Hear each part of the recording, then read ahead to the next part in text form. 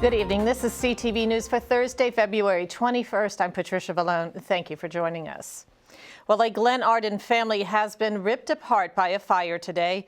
The father and two daughters died after being pulled from their home. The mother was able to escape along with another child. Denise Douglas has the latest.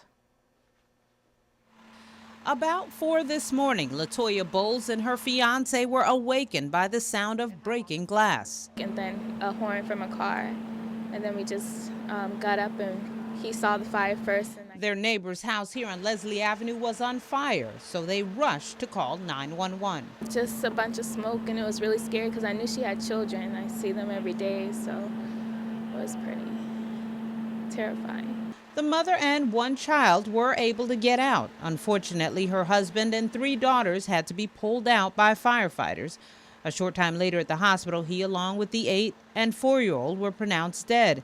The 11-year-old girl is in critical condition. All of this very emotional for Bowles. It just makes me feel terrible. I just wish, that they gotten out.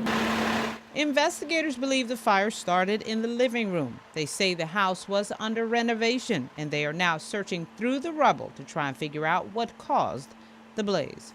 We did find a couple kerosene heaters inside the home, but it did not appear that they had any kerosene in them or they were operating as such. Like I said, we brought in one of our accelerant canines, did a sweep of the area just to rule out everything, and the canine did not find any evidence of any accelerant. At this point, fire officials say that they have not found any smoke detectors inside of the home, so they will have crews back out in this neighborhood later on today canvassing to check other homes to ensure that they do have working detectors in hopes of preventing another tragedy like this one. I'm Denise Douglas, CTV News. The mother and 8-year-old twin girl who survived are in the hospital in good condition. Meanwhile, firefighters battled another house fire about a mile away. It was reported by a Maryland National Park and Planning police officer who was passing by the residence on 92nd Avenue in Springdale. Fire was shooting out of the rear of the one-story home when firefighters arrived. Neighbors alerted them that a disabled person lived there. Fortunately, the resident was soon found safe outside. Well, it is the worst reality for any parent. An Oxon Hill man is dealing with a fatal accident that left his 3-year-old son dead. Police say about 8 Wednesday evening, the boy was in a car with his grandmother. His father was standing outside holding his 2-year-old daughter and noticed the car was moving. The father tried to get control of the car, but it rolled over his son, who had come out of the vehicle. Webster Moat is a family friend. And I'm real concerned about him to make sure he's all right. I mean, losing a child like that, it's not too much really what you can say, but just be there for him and say a prayer for him. But, I like to see him to make sure he's all right. And late this afternoon, police identified the deceased child as Dominic Watkins. The accident continues to be under investigation. Well, 5 suspects are in custody for the murder of a Suitland High School freshman. According to Prince George's police, all of them admitted to being involved in the robbery that turned deadly. CTV's Makia Turner has the latest.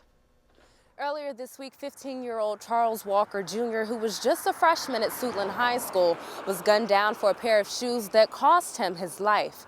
Today, 5 suspects remain behind bars, and 3 of which are being held in the county jail behind me.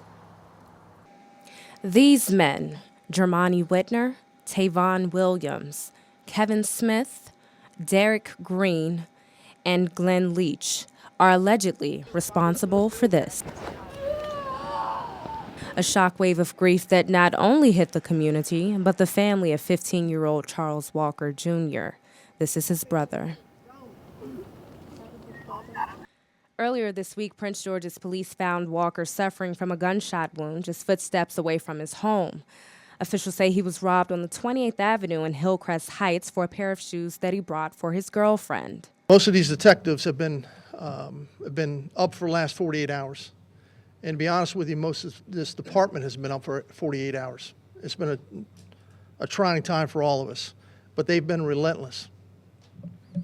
Criminals need to know that if they come to this county and commit senseless acts of violence.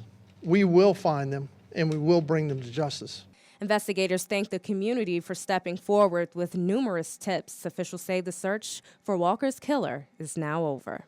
Currently, Williams, Whitner, and Smith are incarcerated in the Department of Corrections in the Prince George's County Jail on a no bond status. They're all charged with first-degree murder.